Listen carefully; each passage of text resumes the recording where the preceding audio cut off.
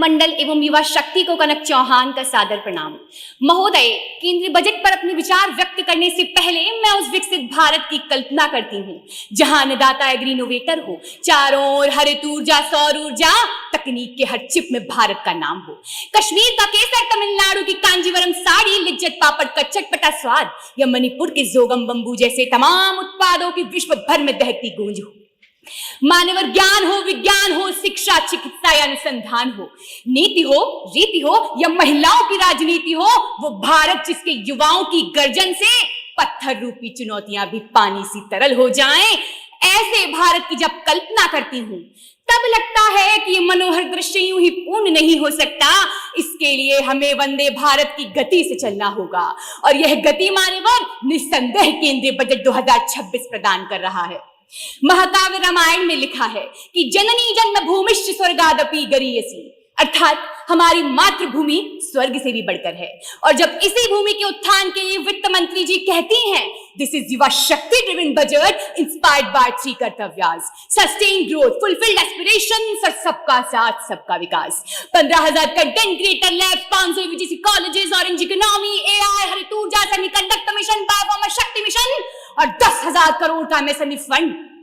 यह सुनकर जब हम इसकी सार्थकता देखते हैं तो एक और स्किल इंडिया से बस्तर का भोलू ड्रोन टेक्नोलॉजी की नई उड़ान भर रहा होता है, तो वहीं दूसरी ओर स्टार्टअप इंडिया से हर छोटे कस्बे में तेज तर्रार तिलक मेहता जन्म ले रहे होते हैं।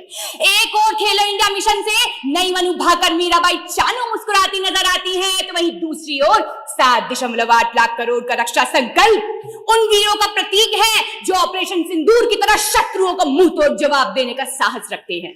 महोदय, जब बजट धूप से कलपते किसानों के पसीने को भारत विस्तार से संभावनाओं में तब्दील करता है, जब सीमांत से उभरती नारी शक्ति से लेकर धारावी की मीना के डिजाइनर बनने के सपने की उड़ान की बात करता है, तब लगता है कि अमृत काल के अमृत पीढ़ी वाला भारत एक सशक्त, सौहार्द विकसित राष्ट्र बनने की ओर पूर्णतः अग्रसर है।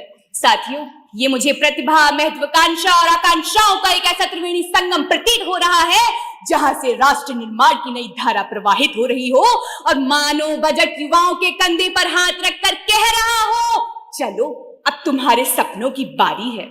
जी हाँ महोदय, वही सपने जो हमें आयातक से निर्यातक, जॉब सीकर से जॉब प्रोवाइडर और विकासशील भारत से विश्व गुरु इन मोशन की ओर ले जाते हैं। फिलहाल मेरे वक्तव्य का अंत है, मगर विकसित भारत का आरंभ हो चुका है, क्योंकि उसे गुमा है कि मेरी उड़ान कुछ कम है और मुझे यकीन है कि आसमान कुछ कम है और यह आसमान निश्चितः युवा शक्ति द्वारा तय किया जाएगा और इसका मार्गदर्शक केंद्रीय बजट 2026 ही कहलाएगा, 2026 ही कहलाएगा।